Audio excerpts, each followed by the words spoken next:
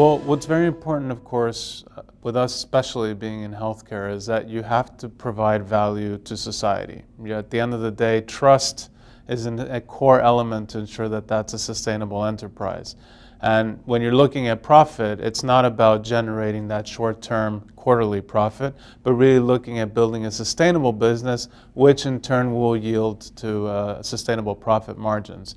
And as we think about our business, ultimately trust lies front, square, and center to all of that. And you're asking people to trust you to take your medicine to help them make them feel better, or their family members or other loved ones. And this is very important to us because as we think about our own business, we then need to translate that into meeting societal expectations. And as we think about innovation, the medicines that we bring, they constantly need to meet a higher benchmark in terms of the efficacy and safety parameters that they meet.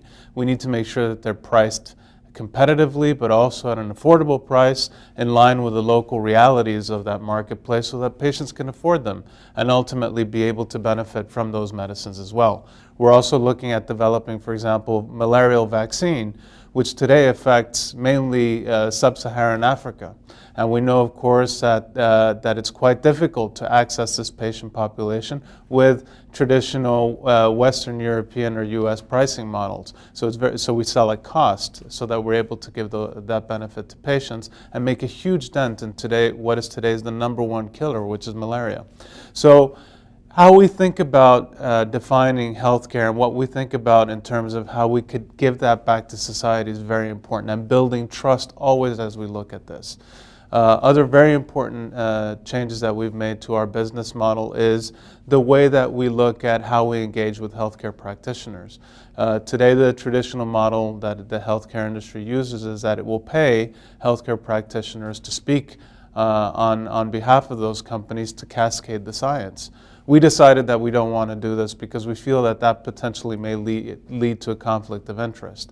So today, healthcare practitioners that speak for GSK are actually all our internal speakers. We do have external speakers as well, but they do so because they want to cascade the science. We don't have any transfer value to those physicians.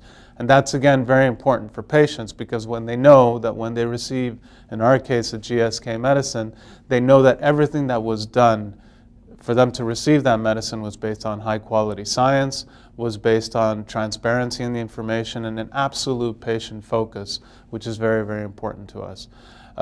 As we think about the future, this will continue to be our motto. We need to think of ways of building sustainability into the model that is not just about CSR, about projects that are short-lived, 2 to 5 years, and will be highly dependent on sponsorship of a few individuals, but that actually make a part of the business model, such as the IP example that I just gave to you.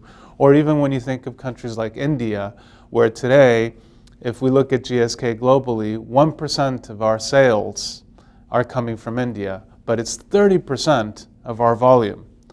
Of the total volume of GSK, 30% is coming from India, which actually then means that we've built in such a strong and high level of capability that our own barriers of entry into that market have set a very high standard for others to follow, and it's completely sustainable because we're able to give this back in price. The more scale we get, the more efficiency we get on our manufacturing base, we're able to translate this into lower costs for the patient. So as a healthcare industry, we definitely need to move more into this direction, and why we're very proud at GSK to be a part of this.